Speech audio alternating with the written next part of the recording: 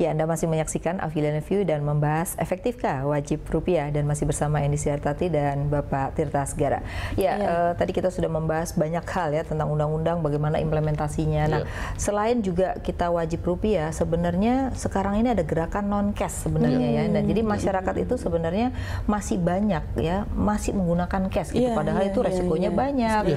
Padahal sekarang alat non-cash itu sudah cukup banyak. Jadi cinta rupiah termasuk non-cash gitu ya. Nah, ini. Tapi sejauh mana sih kalau kita lihat Bank Indonesia banyak memberikan sosialisasi tentang non-cash ya, tapi masyarakat tuh kok masih takut menggunakan internet banking ya, kemudian SMS banking itu masih takut Pak. Jadi sejauh mana memang sosialisasi gerakan non-cash? Ya, kalau sosialisasi kita terus ya gencar ya, bahkan untuk masyarakat yang di remote area pun sepanjang dia ada sinyal HP, kemudian agen sudah ada, kita sosialisasikan. Memang tumbuh cukup signifikan, tapi volumenya masih kecil ya. Tetapi memang ada, itu kan culture ya, perubahan yang uang tunai dari uang tunai terus uangnya nggak kelihatan gitu ada di dalam kartu, saldonya berapa ya harus dilihat setiap saat. Beda dengan uang kalau tunai di dompet langsung bisa dihitung begitu. Jadi ini masalah culture, memang perlu waktu, sehingga sosialisasi ini terus menerus ya. Dan kami berterima kasih banyak mendapat dukungan juga. Pemda DKI itu sangat mendukung. Sudah mulai, ya, sudah segala macam dia layanan dengan non tunai itu sangat efektif karena itu bisa governance-nya bisa ditingkatkan, semuanya tercatat.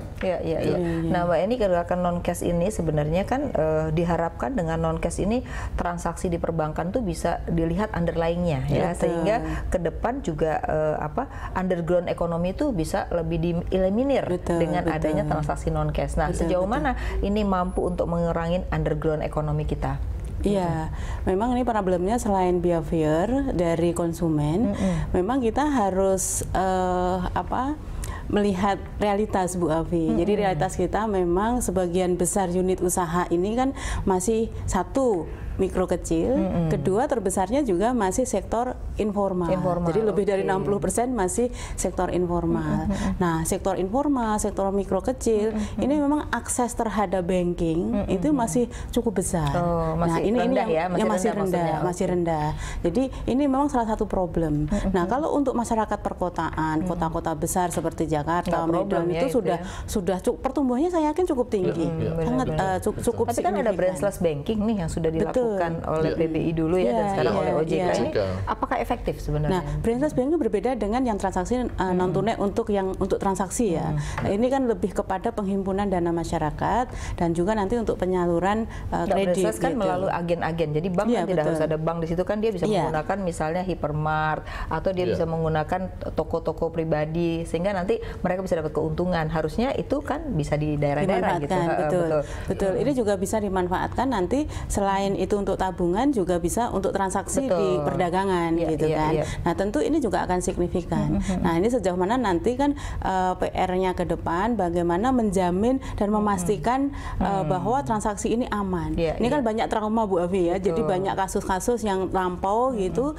Nah, ini masih menggores di benak dan di image pada masyarakat. Takut duitnya hilang apa enggak ya kalau dia transfer nyampe apa enggak gitu. Nah, gimana Pak Tirta kalau kita melihat sebenarnya gerakan non cash ini semuanya melakukan ya, BI, OJK ya, baik itu menggunakan branchless ya dengan agen gitu ya. Nah, sejauh mana agen ini juga dari manajemen resikonya juga sudah mulai di manage Pak?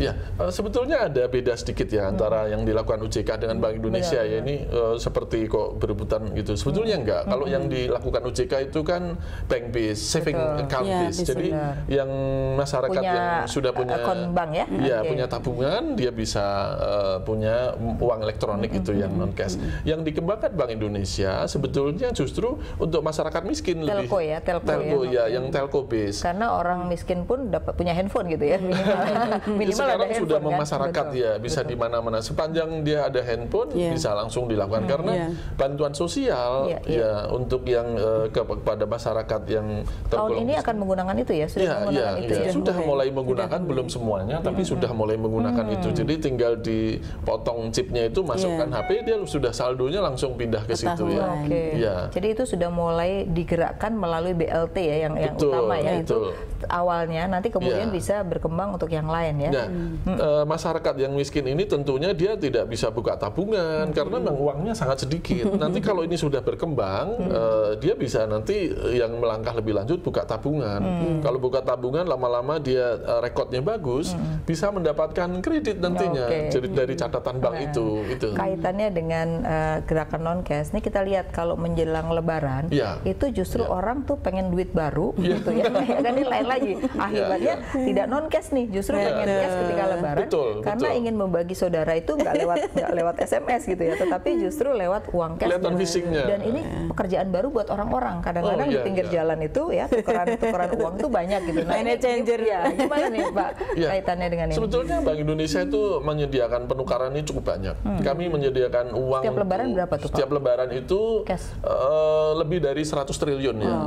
Besar sekali. Tahun lalu itu 124 triliun yang keluar dari khazanah Bank Indonesia itu secara nasional ya. Yang masuk hanya sekitar 25 triliun. Jadi netnya 99 triliun itu keluar hanya untuk Ramadan dan Lebaran. Untuk tahun ini kami perkirakan antara 119 sampai 125 triliun yang akan keluar itu. Jadi Bank Indonesia juga ada mobil-mobil yang bisa penukaran ya? Saya dengar satu orang hanya boleh 3,7 juta ya? Jadi memang sementara dibatasi, kami bekerja sama juga dengan bank-bank swasta. Kalau di Jakarta itu di lapangan Lenggang Monas itu, kemudian juga ada di stasiun-stasiun, kami bekerja sama dengan PT KAI. Kemudian di situ memang dibatasi, jadi tukarnya satu pak untuk yang 5.000-an, kemudian mulai 20.000, 10.000, 5.000 dan 2.000. Itu masing-masing 3,7 ya katanya. Ya, 3.700. Jadi kalau mau lagi harus antri lagi gitu. Tapi antrinya cukup cepat kok itu karena banyak bank-bank yang ikut melayani itu. Nah Bu Eni, ini kan perkembangannya masyarakat kita tuh masih senang duit baru gitu, sehingga biaya ongkos mencetak uang itu cukup besar ya. Satu tahun tuh kurang lebih berapa Pak harus cetak uang baru dengan pemusnahan itu kurang lebih?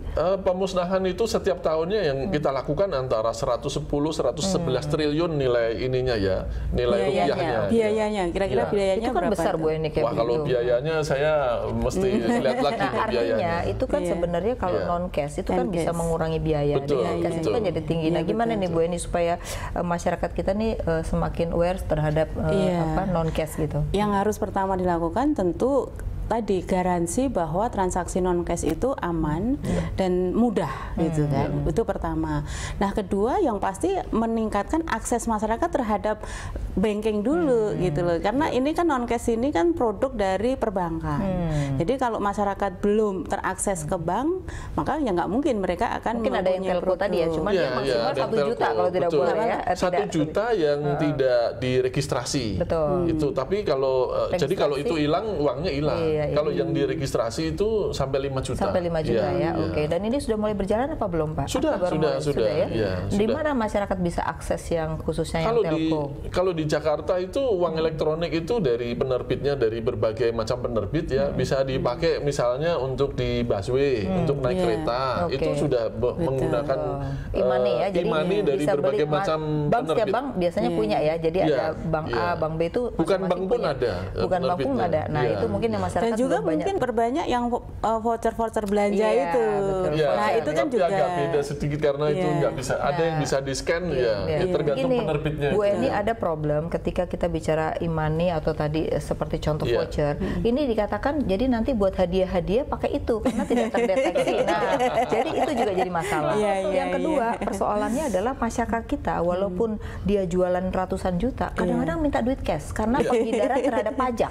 Dia takut sekali kena pajak. Nah, ini gimana nih Bu Eni kalau kayak gini nih masyarakat kita yang masih seperti itu? Iya. Ini memang pertama yang ini ya sosialisasi pasti ya, bagaimana memberikan pemahaman kepada masyarakat.